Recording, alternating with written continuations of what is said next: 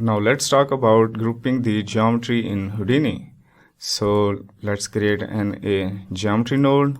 So this is an empty geometry container. So press enter on your keyboard to dive inside on the geometry container. And here let's create a test geometry rubber toy. And let's also create a test geometry pig head. And let's also create a test geometry squab. So we have these three test geometries. Okay, so if we set the display flag to the pig head, now we can see the pig head. And if we can set the display flag onto the squab, now we can see the squab. So if we want to see all of them, we need to merge all of these geometry. So let's create a merge node. And let's connect all of these nodes to the merge node and set the display flag to the merge node to see all of our geometries. Okay, so now the geometries are at the origin, so let's displace them. So let's create a transform node and connect the transform to the merge node. Press P to bring up the parameter of the transform node. So if we move in the X, now as you can see, all of our geometry is moving. So because the transform node thinks that after the merge, all of these geometries become a single geometry. So we need to limit the effect of the transform node to affect only one of these geometries. Okay, so we can do that by creating the groups. So let's create a group node. Let's connect that in here. So if we set the display flag to the group, so here as you can see, all of the geometry has become yellowish. So it means that these are the geometry that are in the group node. So we can name the group. So let's call this one to be rubber toy. And the group type is set to primitive. You can change this to points. Now all the points. Now this is a points group. And you can also change this to edges. And now this is a edge group. So we can tell that if you press and hold the middle mouse button on the node. So hover over to that node and press and hold the middle mouse button to have access to this window. So here as you can see, we have the points, 12,000 points and 12,000 primitives. And if you come down here, as you can see, we have the edge group named rubber toy. And if we change this to primitive, and now if we middle click, now you see we have the primitive group and the group name is rubber toy. Okay, so let's create another group node for the pig head. So let's create a group node, connect that and set its group name to be pig. And let's create another group node for the squab. So let's name this to squab. And now if we come onto the transform node, so here onto the group, so if you click on this down arrow button, so here as you can see we have some of these groups. So here if we middle click on the test geometry pig head, so here as you can see we already have some groups. On the primitive group we have the pig eyes, pig face and pig neck. Okay, so if we middle click on the rubber toy, so here we don't have groups. So in the squab, and we also have some groups for the squab as well. So let's delete these groups, we don't need them. So let's add a group delete and let's connect that.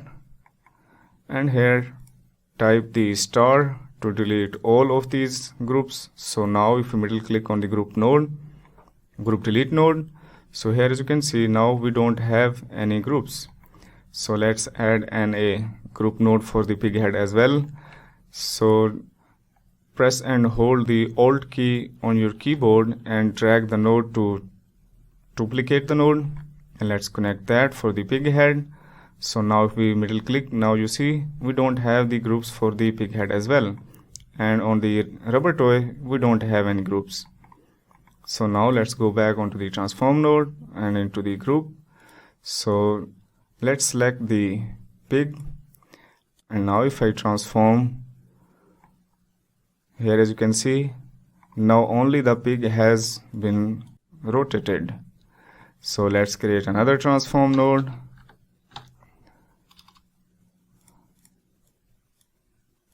and onto the group. So click on this drop down arrow and choose the rubber toy, and now let's move the rubber toy, and also let's create another transform for the squab as well. So let's connect that and change this to squab, and let's move to have the effect on the squab. Okay, so now let's see different techniques for grouping the geometry.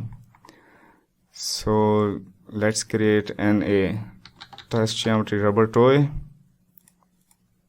set the display flag to the rubber toy, and for this example let me uncheck the add shader and click on this checker icon to hide the UV's visualization. So now on the viewport we're not visualizing the UVs.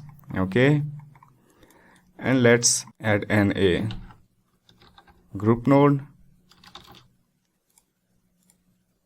and set the display flag to the group node. So here onto the group, here as you can see we can set the name for our group, and where it says base group, so here you can type the primitive number because the group type is set to primitive. You can also change this to points now. So when you type the point number, so that point will be included in the group. So for example, let me change this to primitive, and here onto the visualizer let me check the primitive numbers. So here as you can see we have all of these primitives, and these are the primitive numbers. So let's say if I want to group this 6350 primitive to the group, so let's type the primitive number here. So the primitive number is the 6350, and now as you can see only this primitive has been included in the group. Okay, so now let's add all of these rows into the group.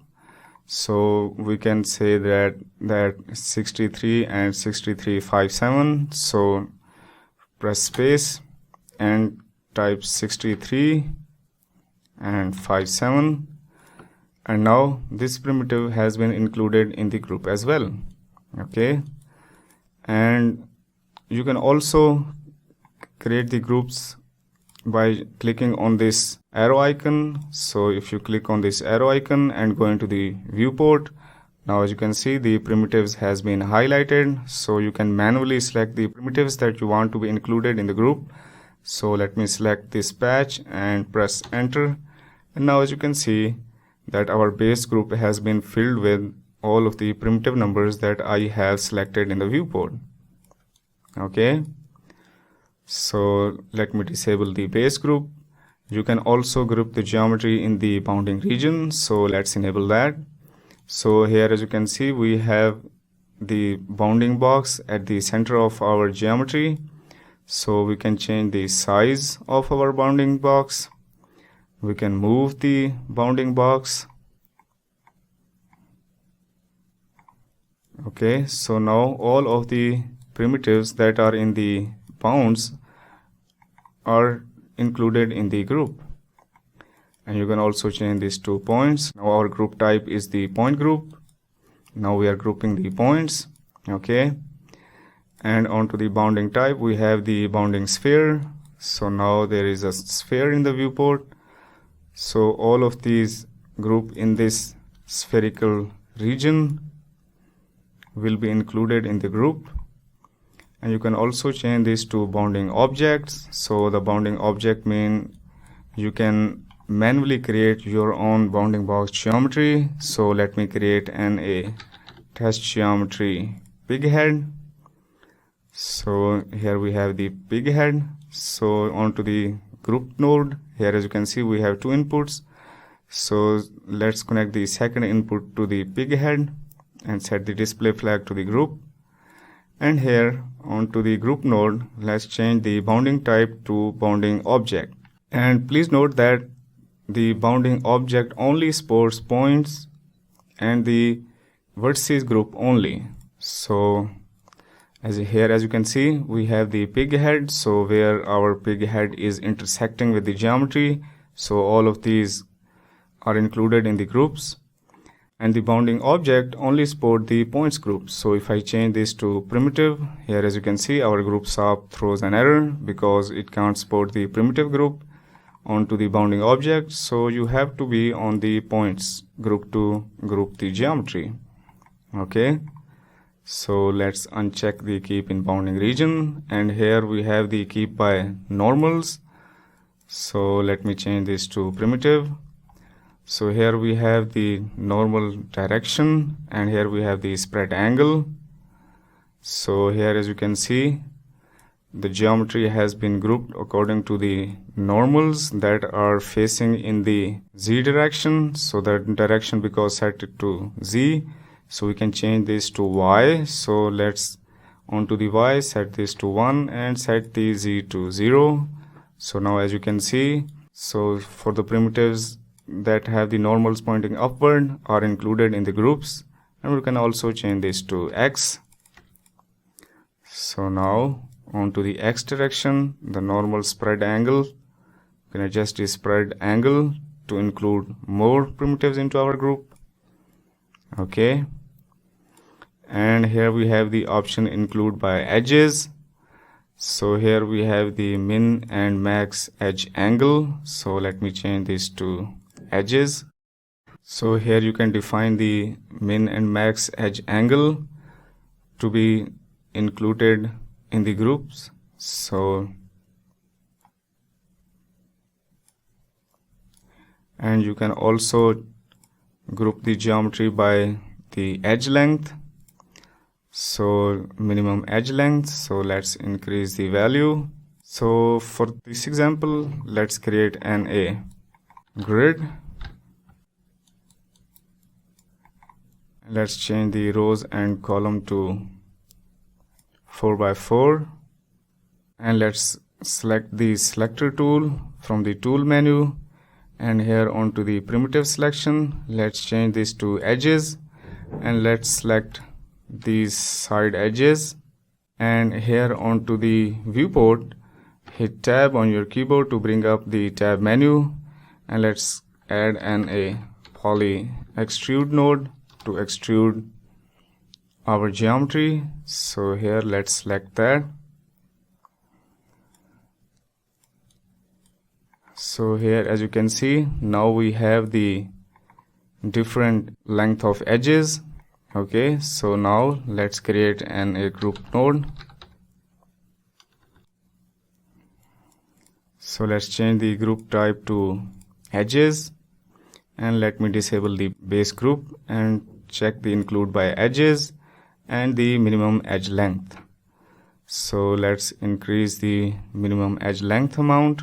Okay, so here as you can see, all of these edges that has the edge length of 3.7 or higher are included in the groups.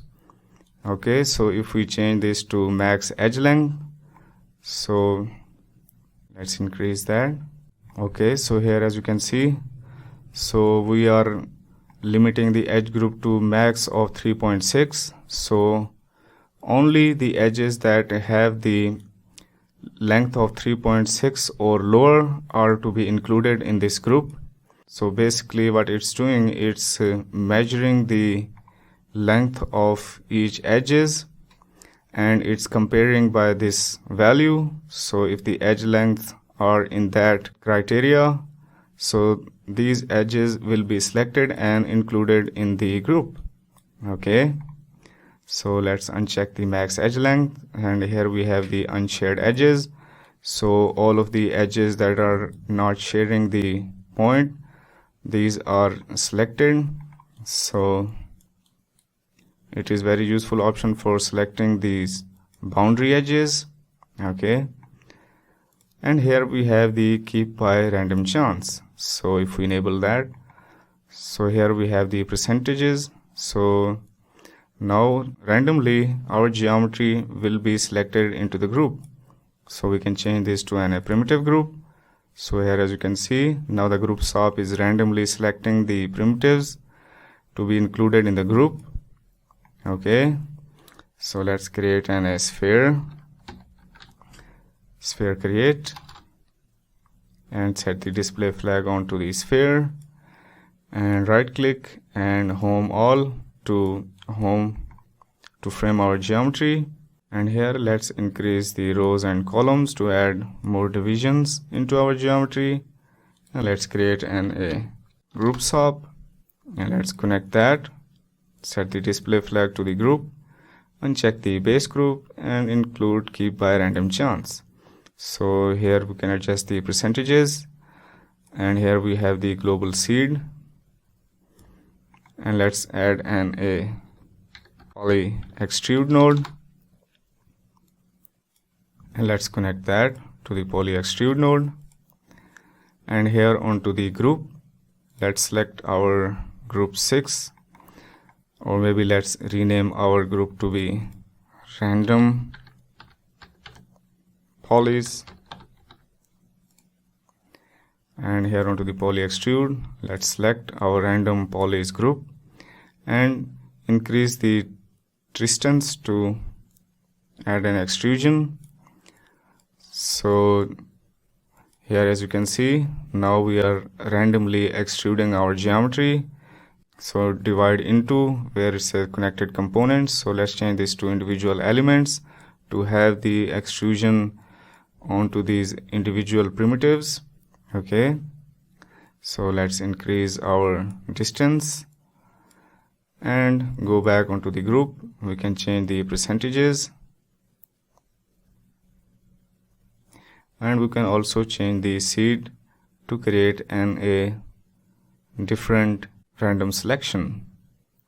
Okay, so that's how you can group geometry inside of Houdini.